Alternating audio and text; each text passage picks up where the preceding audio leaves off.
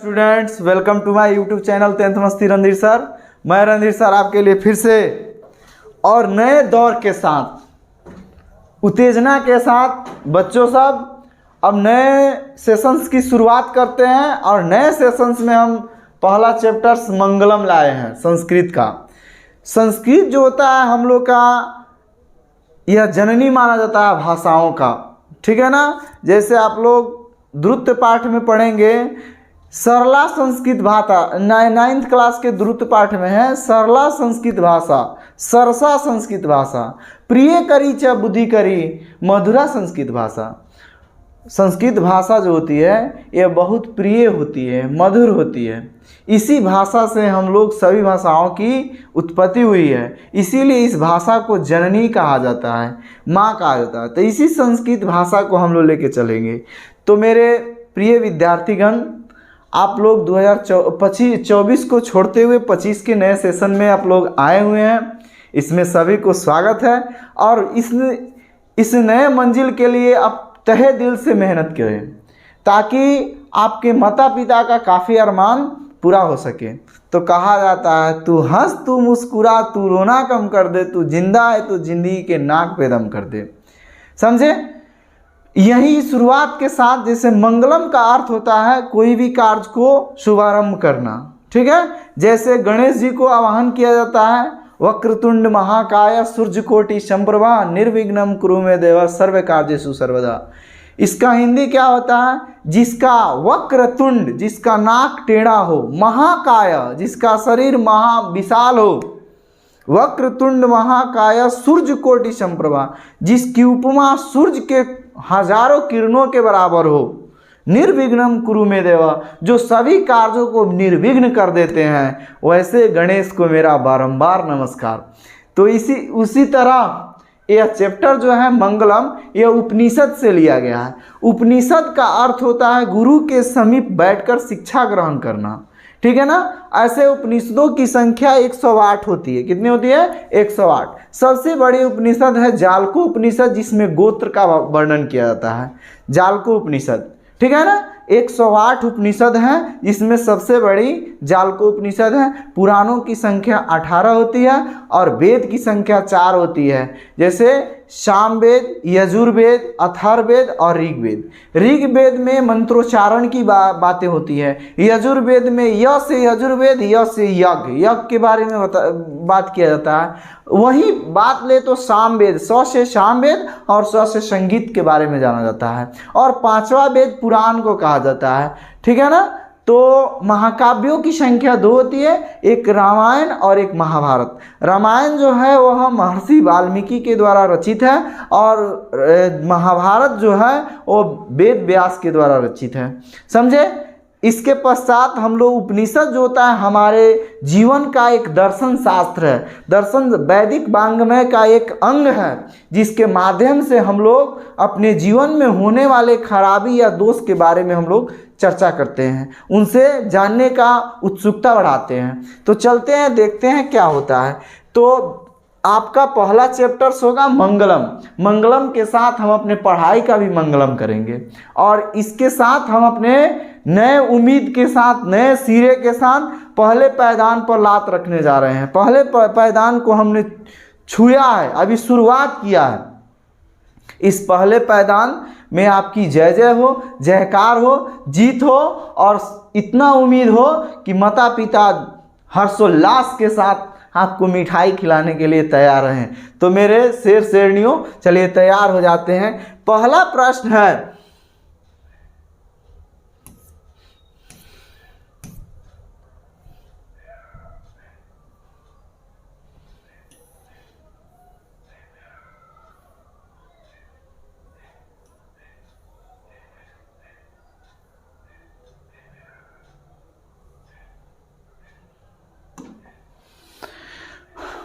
पहला प्रश्न मंगलम का उपनिषद से लिया गया। उपनिषद का अर्थ होता है गुरु के समीप शिक्षा ग्रहण करना। कहा जाता है उपनिषद में हिरण्येन पात्रेण सतस्य पिहितं मुखम तत्वपुषाणां पाविण्य सत्य धर्माय दृष्टये। हिरण्येन पात्रेण सतस्य पिहितं मुखम तत्वपुषाणाम पाविण्य सत्य धर्माय दृष्ट है। तो हिरण मेना का मतलब होता है सोने जैसा पात्र। हे प्रभु, यह सत्य का मुख सोने जैसे पात्र से ढका हुआ है। सोना जो हो गया एक असत्य का बोध कराने वाला, एक झूठ का बोध कराने वाला। तो हे प्रभु, यह जमाने में सत्य का मुख सोने जैसे पात्र से ढक दिया गया है, उस पर सोने जैसे आवरण चढ़ा दिया गया है। अतः सत्य की प्राप्ति के लिए उस आवरण को हटाना पड़ेगा। हे प्रभु, सत्य का मुख सोने जैसे पात्र से ढका हुआ है, इसीलिए सत्य धर्म की प्राप्ति के लिए मन से माया मोह को त्याग कर दें, तभी सत्य की प्राप्ति संभव है। समझे? दूसरा क्या कहता है, थोड़ा जानने का प्रयास करेंगे। दूसरा कहता है, ठीक है, दूसरा जो है बहुत लाजवाब है। कहता है, और देखिए यह जो आपका मंगलम चैप्टर है, इसमें 4 श्लोकों का समावेश है। पहला है कंठ उपनिषद, दूसरा है ईशावास्य, तीसरा है श्वेताश्वर और चौथा है मुंडक। और 5 श्लोकों का समावेश है। इस 5 श्लोकों में नए नए सिरे से नए नए ज्ञान को बताया गया है। ठीक है। अगला कहता है अनोनियान महतो मह्यान आत्मस्य जंतो निहितो गुह्याम। अनोनियान महतो मह्यान आत्मस्य जंतो निहितो गुह्याम तम्रकतु पश्यति वित्सोके धातु प्रसाद महिमात्मन। ठीक है ना। यानी कहा जाता है जीवों के हृदय रूपी गुफा में, जीवों के हृदय रूपी गुफा में अणु से भी सूक्ष्म, महान से भी महान आत्मा विद्यमान रहती है। उस परम सत्य के दर्शन मात्र से जीव शोक रहित होकर परमात्मा में एकाकार हो जाता है। अर्थात जीवों के हृदय रूपी गुफा में अणु से भी सूक्ष्म, परमाणु से भी सूक्ष्म, महान से महान आत्मा का निवास होता है। उस आत्मा पर अगर मोक्ष की प्राप्ति हो जाए, उस आत्मा पर हम अपने मन पर संयम रख लें, तो परम पिता परमेश्वर की प्राप्ति हो सकती है और हम परम पिता परमेश्वर में एकाकार हो सकते हैं, परमात्मा में एकाकार हो सकते हैं। ठीक है। अगला कहता है, तीसरा श्लोक क्या कहता है, सत्यमेव जयते नानिर्तम सतेन पंथा विततो दयान एना क्रमतिशो हिप्त कामा यत्र तत्र सतस्य परम निधानम। ठीक है ना। सत्यमेव जयते नानिर्तम सतेन पंथा विततो दयान एना क्रमतिशो हिप्त कामा यत्र तत्र सतस्य परम निधानम। यानी कहा जाता है सत्य की जीत होती है, असत्य की नहीं। सत्य को अनेक बारों से सिद्ध किया जा सकता है, 100 बार से सिद्ध किया जा सकता है, लेकिन असत्य को एक बार भी नहीं सिद्ध किया जा सकता है। सत्य हमेशा अटल होता है, सत्य को कभी झुटलाया नहीं जा सकता। ठीक है। तो सत्य की ही जीत होती है, झूठ की नहीं। सत्य से ही परमपिता परमेश्वर तक पहुंचते हैं। सत्य का मार्ग विस्तृत होता है, बड़ा होता है सत्य का मार्ग, लेकिन आज कल जमाने में सत्य की बोलबाला नहीं है। झूठ का हाथ उठाने वाले हजार हैं, लेकिन सच का हाथ उठाने वाला कोई नहीं है। बड़े फैमिली वाले होंगे, अगर वह झूठ ही बोलते हैं तो उनके साथ हजारों बंदे मिल सकते हैं, लेकिन छोटे फैमिली हैं तो वहाँ नहीं मिल सकते हैं।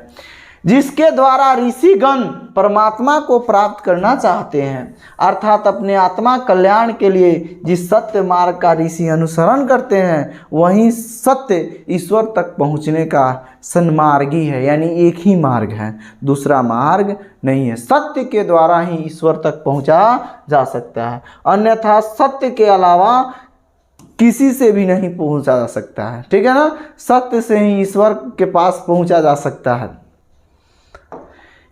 यदा नद्यम समंदमाना समुद्रे नाम रूपे विहाय यदा नद्यम समंदमाना समुद्रे गच्छन्ति नाम रूपे विहाय तदा विद्वानम नाम रूपाद विमुक्ता परात् पर पुरुषमति दिव्यम। कहा जाता है जिस प्रकार नदियाँ सागर में मिलकर अपनी नाम को छोड़ देते हैं, नाम रूप को छोड़ देते हैं। अगर नदी का पानी सागर में मिल जाए तो कोई आइडेंटिफाई कर सकता है, कोई बता सकता है कि किस नदी की पानी है? वो गंगा नदी की है, यमुना नदी की है, या किस नदी की है? गंडक की है कि सोन की है? वह जब गिरने के पश्चात जिस प्रकार नदी की पानी जाकर समुद्र में मिलकर अपने नाम अस्तित्व को छोड़ देती है, खो देती है, उसी तरह अच्छे व्यक्ति परमपिता परमेश्वर में अपने दिव्यता को मानते हुए एकाकार हो जाते हैं। ठीक है ना? कहा जाता है यदा नद्य समंदमाना नाम रूपे विहाय, जिस प्रकार नदियाँ समुद्र में मिलकर अपनी नाम रूप को छोड़ देती है, उसी तरह जिस प्रकार बहती हुई नदियाँ समुद्र में मिलने के पश्चात अस्तित्वहीन होती है, अर्थात अपना नाम रूप त्याग करके समुद्र बन जाती है, उसी प्रकार परमपिता परमेश्वर के दिव्य प्रकाश मिलते ही अपने नाम रूप से भी मुक्त हो जाते हैं। ठीक है ना? अच्छे नियोगी पुरुष जो होते हैं वह परमपिता परमेश्वर का जैसे नाम मिलता है उसी से वह मुक्त हो जाते हैं। अगला 5वां श्लोक, वेदांत में तम पुरुषम महांतम, वेदांत में तम पुरुषम महांतम आदित्य वर्णम तमसः प्रशास्त त्वमेव विदित्वेति मृतमेति नान्य पंथा विदते ध्यान। यानी वेदांत में तम पुरुषम महानतम, वेद आदित्य वर्ण सूर्य से भी ज़्यादा महान है। ठीक है? देखिए इसका हिंदी क्या होता है।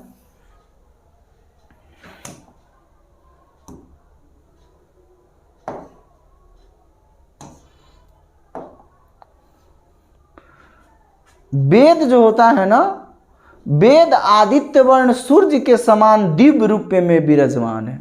सूर्य की उपमा दी गई है वेद को। ठीक है? ज्ञानी जब उसका साक्षात्कार करके अर्थात उस प्रकाश पूर्ण दिव्यता स्वरूप वेद रूप ब्रह्मा को ध्यान करके मृत्यु पर भी विजय प्राप्त करते हैं। जो भी वेद को पूरा आत्मसात कर लेता है, उनके बताए हुए राह पर चलता है, उनके बातों को मानता है, ठीक है, तो उस परम पिता परमेश्वर में एकाकार हो जाता है और ब्रह्मा का ध्यान करके मृत्यु पर भी विजय प्राप्त कर लेता है। ठीक है? इसीलिए वेद महान है, सूर्य की जैसा है, सूर्य के किरणों की आभाओं के जैसा है। जिस तरह सूर्य की किरण प्रज्वलित होकर सभी पृथ्वी के जनवासियों को, पृथ्वी के लोगों को क्या कर देता है? कृताग्र कर देता है, रोशनी भर देता है। उसी तरह वेदों के पढ़ने से मनुष्य जो होता है वह उसके जीवन में अच्छे अच्छे ज्ञानों का अनुभूति होती है और ब्रह्मा पर अपना जोर लगाता है तो मृत्यु पर भी विजय प्राप्त कर लेता है। अर्थात जो भी मृत्यु पर विजय प्राप्त किया वह अजर अमर हो गया। ठीक है ना? तो यही आपका पूरा श्लोक था। अगर मेरा चैनल अच्छा लगा, मेरी बातें अच्छी लगी होगी तो आप लोग बहुत से ऐसे लोग जो हैं वो चैनल पर नए हैं तो चैनल को सब्सक्राइब करें, लाइक करें, कमेंट करें और दोस्तों के पास शेयर करें। ठीक है ना? मिलते हैं नेक्स्ट वीडियो में, तब तक के लिए थैंक यू। जय हिंद।